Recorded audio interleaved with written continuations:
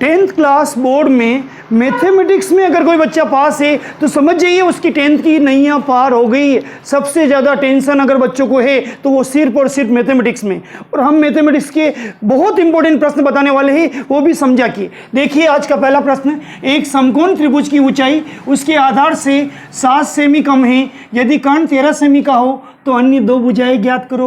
तो समकोण त्रिभुज ऐसा त्रिभुज जिसमें एक कोण समकोण होता है उसे समकोण त्रिभुज कहते हैं। तो हम पेंसिल की सहायता से एक समकोण त्रिभुज बनाएंगे। अब जिसके यहाँ से लिख रखा है उसके जस्ट पास में है आधार, तो इस आधार को हम x सेमी मानेंगे। यहाँ लिखा हमने, माना कि समकोण त्रिभुज का आधार x सेमी। अब यहाँ लिख रखा कम, कौन कम है? ऊंचाई। आधार से कितनी कम है? 7। तो जो हमने आधार माना है उससे 7 कम कर देंगे, यानी 7 माइनस कर देंगे, तो त्रिभुज की ऊंचाई कितनी हो जाएगी? x minus 7 semi. तो यहाँ मैंने ऊंचाई को x माइनस 7 लिखा, आधार को x माना। अब इसमें लिख रखा आगे, यदि कर्ण 13 सेमी है, कर्ण यानी ये जो आड़ी रेखा, ये 90 डिग्री के सामने की रेखा को कर्ण कहते हैं। पांडवों का सबसे बड़ा भाई कर्ण और 90 डिग्री के सामने की रेखा कर्ण, तो ये कितनी देर की? 13 सेमी। अब हम उस गणितज्ञ का नाम याद करेंगे जिसको सपने में एक प्रमेय आई थी, उसका नाम है पाइथागोरस। उसने जो प्रमेय बनाई उसका नाम है पाइथागोरस प्रमेय। पाइथागोरस प्रमेय होती है कर्ण स्क्वायर बराबर आधार स्क्वायर प्लस लंब स्क्वायर। बहुत से कमजोर बच्चों को ये भी याद नहीं रहती, तो उसके लिए मैं एक शब्द देता हूँ, काल। अब देखिए काल में कै छुपा हुआ है, कैसे क्या बन गया? कर्ण स्क्वायर। अब ये आ की मात्रा है, आ से बन गया आधार स्क्वायर, और ल लास्ट में साफ साफ लिखा हुआ है ये लंब स्क्वायर। तो अगर हमें काल शब्द याद है तो पाइथागोरस प्रमेय कमजोर बच्चे को भी पक्की याद रहेगी।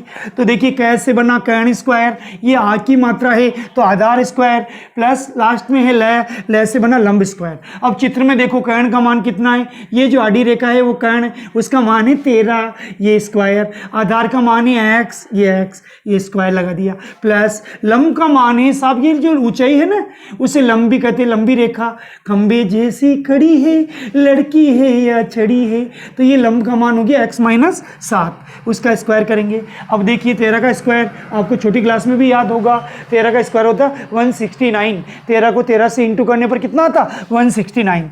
x का स्क्वायर लगाना, ये x स्क्वायर। देखो x का स्क्वायर x स्क्वायर, माइनस का स्क्वायर होता प्लस, ये ध्यान रखना, माइनस माइनस प्लस होता, यानी माइनस का स्क्वायर क्या हो गया? प्लस। 7 का स्क्वायर 49। अब यहाँ से गाड़ी चलेगी रिवर्स में, 2 7 14, 14 को x से गुणा किया 14x। वापिस सुनो, 2 7 14, 14 को x से गुणा किया 14x, क्या चिन्ह लग रहा? माइनस। अब हम क्या करेंगे? देखिए उतार दे जाएंगे, 169 के नीचे 169, बराबर के नीचे बराबर, एक्स स्क्वायर और एक्स स्क्वायर क्या हो गया? 2x square. ये माइनस 14x, एक्स वाली संख्या पास में आती ना, इसलिए इसको पहले बिठाया, प्लस 49। फिर हम क्या करेंगे? प्लस के 169 को पक्षांतर करके इधर लाएंगे, तो प्लस की संख्या इधर से इधर आएगी तो क्या हो जाएगी? माइनस की। तो देखिए 2x स्क्वायर ऐसे कैसे ही, माइनस 14x ऐसे ही, प्लस 49 ऐसे ही, प्लस का 169 इधर आए तो माइनस का, बराबर 0।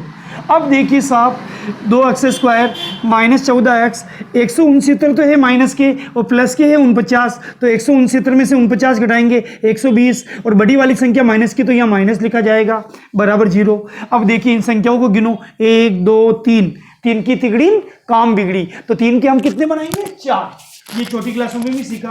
तो पहले 3 के 4 बनाने से पहले इसमें 2 कॉमन ले लो, तो देखिए 2 इसमें भी है, 2 का भाग 2 में भी जाता है, 14 में भी जाता है, 120 में भी जाता है, तो 2 बाहर निकल गया। यहाँ से बचेगा x स्क्वायर, 14 में 2 का भाग दिया 7, ये x, 120 में 2 का भाग देंगे 60, कैसे देंगे? 2 छंग 12, 0 का 0, बराबर 0।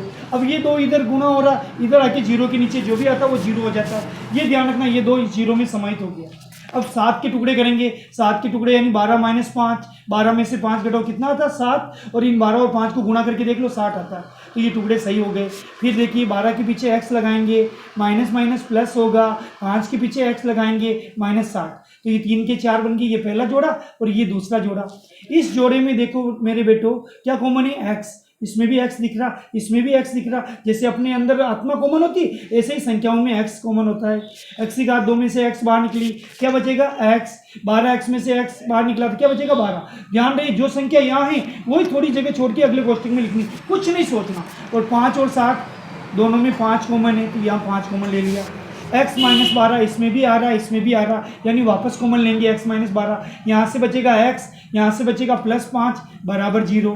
तो देखिए एक हसीना और दो दीवाने, ये हसीना है, ये पहला दीवाना है, ये दूसरा दीवाना। इस हसीना को ये पहला दीवाना पटाना चाह रहा है, तो या तो पहला दीवाना कौन है, x माइनस 12, और हसीना इधर क्या है 0।